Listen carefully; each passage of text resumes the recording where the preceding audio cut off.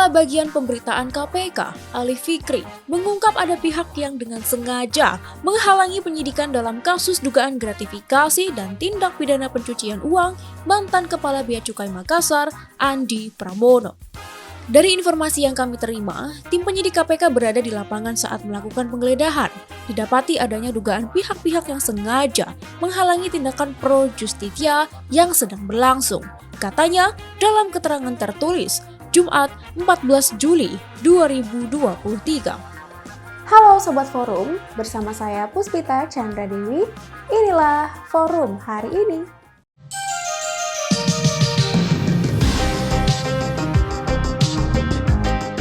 Sebelum kita masuk ke beritanya, jangan lupa like, subscribe, komen, dan nyalakan loncengnya.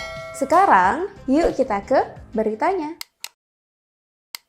Berita pertama, Kabag Pemberitaan KPK, Ali Fikri mengungkapkan ada pihak yang dengan sengaja menghalangi penyidikan dalam kasus dugaan gratifikasi dan tindak pidana pencucian uang mantan Kepala Bea Cukai Makassar, Andi Pramono.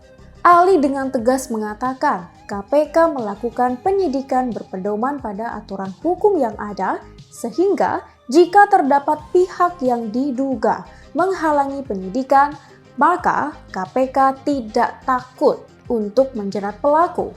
Katanya, pihaknya akan dengan tegas dapat menerapkan ketentuan pasal 21 Undang-Undang Tipikor. KPK sendiri telah melakukan serangkaian pemeriksaan terhadap 10 orang saksi di Polresta Barelang, Kota Batam. Saksi diperiksa dan dimintai keterangan terkait aktivitas Andi Pramono saat bertugas di Bea Cukai Batam. Setelah memeriksa lebih kurang 30 saksi, KPK melakukan penahanan terhadap Andi Pramono selama 20 hari ke depan. Berita berikutnya, KPK hingga kini belum mengungkap sosok di balik pemberi suap atau gratifikasi kepada Rafael Alun Trisambodo dan Andi Pramono.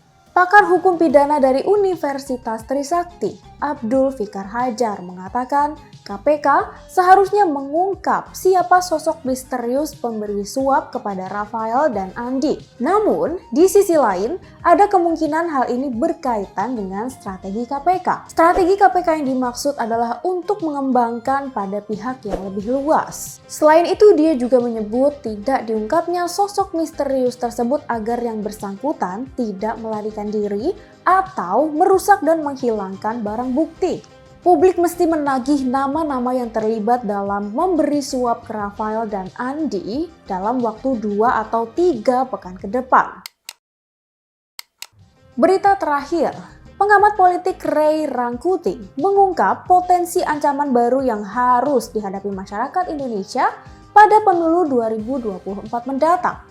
Ancaman tersebut tidak lagi berkutat pada isu politik uang dan politik identitas yang selama ini menjadi kekhawatiran di setiap penyelenggaraan pemilu. Isu politik uang dan politik identitas menurut Ray sudah menjadi bagian yang tak terpisahkan dalam proses pemilu di tanah air.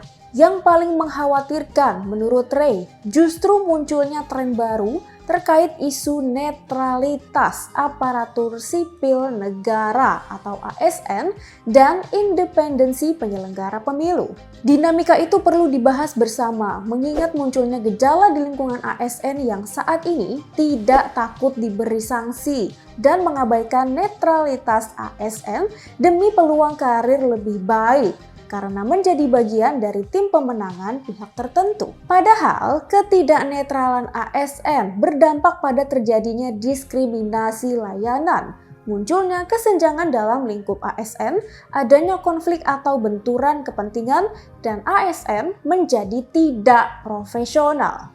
Dalam menegakkan netralitas ASN, Komisi Aparatur Sipil Negara bersama Kementerian Pan-RB, BKN, Bawaslu, dan Kementerian Dalam Negeri sesungguhnya telah mengeluarkan surat keputusan bersama untuk membangun sinergitas dan efektivitas koordinasi dalam pengawasan netralitas ASN.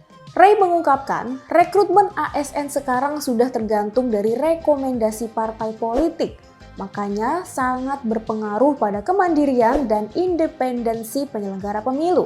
Proses seleksi bahkan sudah berpindah dari independensi sesuai kemampuan, rekam jejak dan lainnya, ke seleksi siapa yang direkomendasikan oleh partai. Demikian berita-berita yang dapat kami rangkum untuk forum hari ini, Jumat 14 Juli 2023. Untuk semua sobat forum, jangan sampai lupa terus update berita-berita terkini kalian di www.forumkeadilan.com. Saya Puspita Chandra Dewi, sampai jumpa.